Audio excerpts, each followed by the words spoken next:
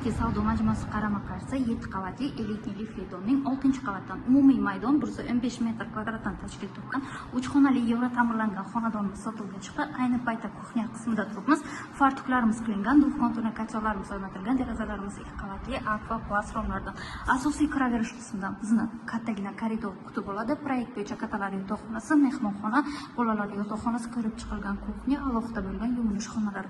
Alohida bo'lgan yuvinish xonalari pastdan tepagacha to'liq kafil qilingan holatda.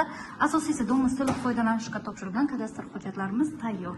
Yo'l yoqasidan birinchi liniya, maktab, bog'cha hamma narsa dostupni joyga joylashgan. Bolalar yotoqxonasi, 3 xonalik uchun ideal proyekt. Mehmonxona qismimiz.